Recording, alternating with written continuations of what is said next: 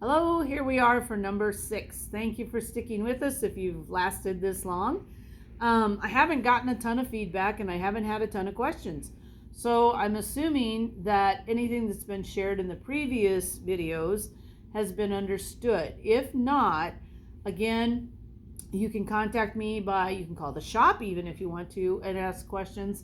I understand in this day and age where people are hesitant to respond to things or make comments on any kind of social media. We all know that this is monitored now. It isn't what it used to be. And I get that. And I will continue to do these as long as I can. In a way, it's probably good that I'm not well known because these would have been taken down by now.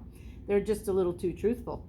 So we're going to continue on. We talked about in 5 about how the world works to keep you it tells you want to stay over here in the super positive, always be happy, always be wealthy, always be any way. Going negative or positive in either direction is a con job.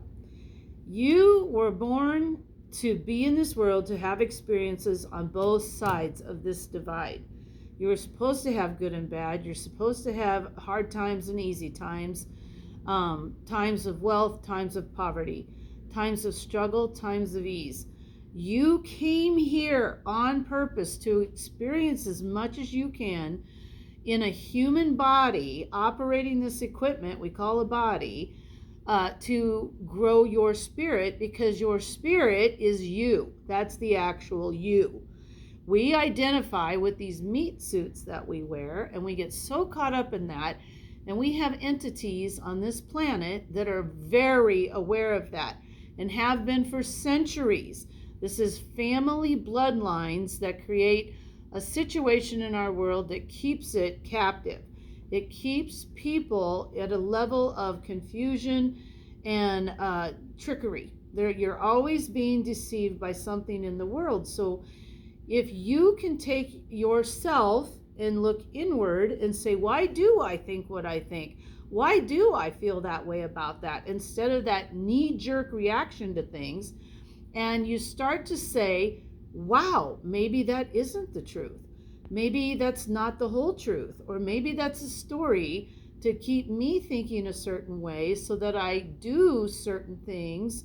No baby is ever born saying, I am going to be a Republican, or I'm going to be a Democrat, or there's no such thing in that baby's world. They're just nothing but love and looking for excitement and new adventures. That's why their mouth is on everything when they're developing, they're exploring everything, experiencing everything. They're enthusiastic. They're at the highest rate of vibration a human being can be. Then the world starts bringing them down. So babies start out at this divine neutral that we talked about. You're trying to get back to the baby in you. You're trying to get back to the you that is at peace with the world and with your life, and mostly with yourself. Because here's the thing. Have you ever noticed when you have a problem that you need to solve, or you need an idea, or you need help with something, and you might have prayed about it, you might have been thinking about it, talked to friends or spouse about it, those kinds of things. Have you ever noticed you get your best ideas when you're in a place of peace? Now, when I say that, I mean like neutral. Like if you were in gears and we put you into neutral, just like taking a shower, driving the car, going for a walk out in nature, nothing pressing on your mind, and boom, that comes into your head like lightning, you get that answer. Or like we've always shown caricatures of people having a light bulb go on above their head.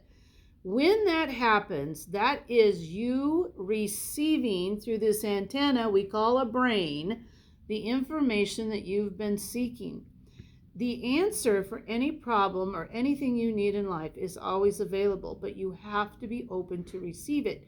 And to receive that answer, you have to find what is your neutral. Where is a place or a thing, or sometimes it's even a person you're with, and they put you into a state of calmness, a state of peace. You don't feel fight or flight. You're just in a okay, yeah, I can be me in this situation, around this person, whatever it is. That's what you're trying to maintain. You're not trying to maintain super happy, and you're not, of course, trying to maintain super sad, angry, or anything negative. You want to find a place of peace when you need answers, when you need to make decisions, because otherwise the world wants you in fear. Everything about this world is about fear. Now, if you think about it, even if you're clear over here on the positive, there's a part of you that knows things can't last this way forever. The reason you think that way is because you've been taught to think that way. The entities that create this in the world want you doing that constantly. They want that brain constantly struggling. So you find a way to be here. For some people, it's meditation. For some people, it's prayer. For some people, it's like sleep. They just need to take a nap. You ever take a nap or fall asleep and you wake up with an answer? Have you ever gone to bed mad as a hornet at someone? You wake up the next day and you can't even remember what you were mad about? It's because you fell into a state of peace, a state of serenity. That's where you're intended to be. So that's what we're going to try and get you toward. I did have this to show you today, but I'm not going to make this video last that long. We're going to stop there for today. I'm going to encourage you to start looking inward and start noticing yourself throughout your days and say, when am I most at peace? You know, really pay attention to it. Is it when I'm driving? For most of us, probably not. Is it when I first wake up? Is it when I'm just sitting quietly and having a cup of coffee in the morning? Find that place for you. Maybe right as you're drifting off to sleep. Once you find that place, this is what I'd like you to do. I want you to just either write down on a piece of paper and leave it by you, or at that spot where you'll be returning, or by your bedside, wherever, and write down either a question you might have that you need answered. Like, you know, I'm talking big stuff here, not just little like, where did I leave my keys? And let the universe, your creator of the universe, answer your questions. You know, don't expect this to be some kind of lightning strike in the middle of the night thing, but I will tell you, you may wake up in the middle of the night and have the answer. It might be while you're sitting on the toilet, no kidding, because that's kind of automatic pilot when you're doing that. Be ready for that answer to come when you don't expect it. It might come through the conversation of another person. It might come in the form of an article in a magazine. It might be something about a TV show, a commercial, a song you hear, and that answer is going to pop off in your head like that light bulb I was talking about. I wish you peace and I wish you good luck in searching for the truth. We're going to continue this series. We're done with 6. If you have any questions, please get a hold of me. My name is Tammy Hempstead. I'm here to serve you. Sending love to all of you. Goodbye.